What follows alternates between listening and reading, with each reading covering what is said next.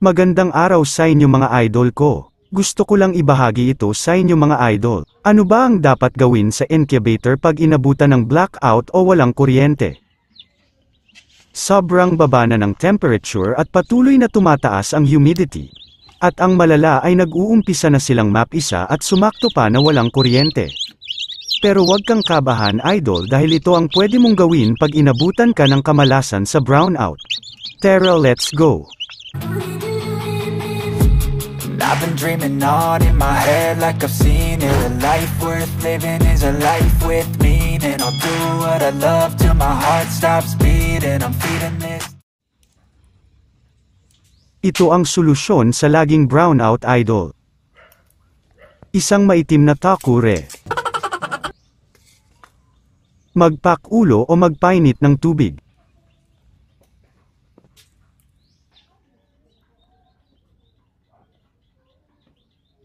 Ayan mga idol, sobrang baba na ng temperature at humidity.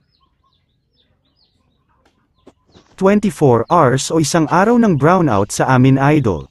At ang dahilan daw ng pagkawala ng kuryente ay dahil na naman sa nakuryenteng tuko. Natamba kasi yung poste ng paleko kaya ganun katagal ang brownout. Tignan nyo mga idol, marami pa rin ang napisa kahit brownout.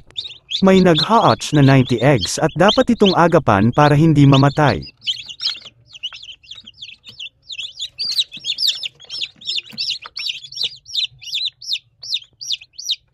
May mga nagbabasag pa ng shell at dapat ma-maintain ang temperature at humidity. Kahit ganun pa man ang nangyari, may solusyon pa rin dyan mga idol. Ganito lang ang gagawin mga idol. Yung pinainit na tubig ay ilagay sa Tupperware. Take note mga idol, dapat may takip ang gagamiting Tupperware. Pwede rin kayo gumamit ng basyo ng Coke pero ingat lang sa paggamit ng basyo ng Coke, minsan kasi ito ay pumuputok dahil sa pressure. Siguraduhing nakatakip ito para hindi agad lumamig at mabawasan ang moisture sa loob ng incubator.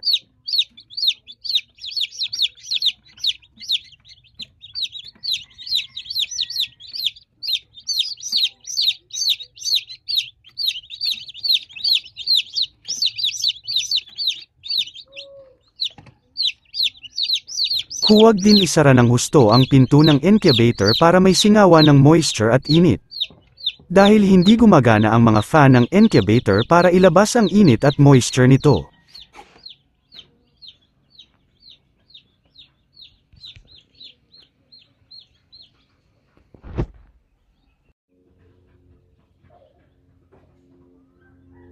Kahit papaano tumaas na ang init at humidity na kailangan ng sisiw para makalabas sa shell.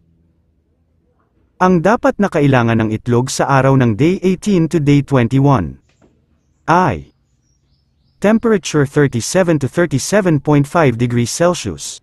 At ang humidity naman ay nasa 60 to 70%. Yan ang pinakakailangan ng mapipisang itlog. Balik na tayo sa main subject mga idol. Ang nilagay kong mainit na tubig sa Tupperware ay kayang magtagal o kaya nitong mag-produce ng init sa loob ng 3 oras. Refill lang ng refill ng mainit na tubig hanggat brownout. Kung ayaw nyo ng mainit na tubig idol.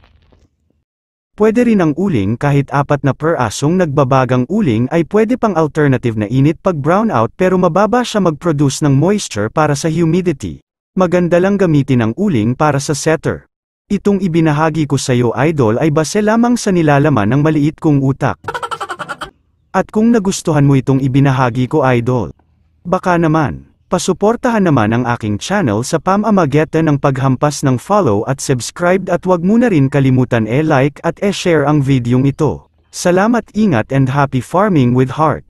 Time staying strong, need to move on to be what I want. I'll keep dreaming on. Time staying strong, need to move on to be what I want. I'll keep dreaming.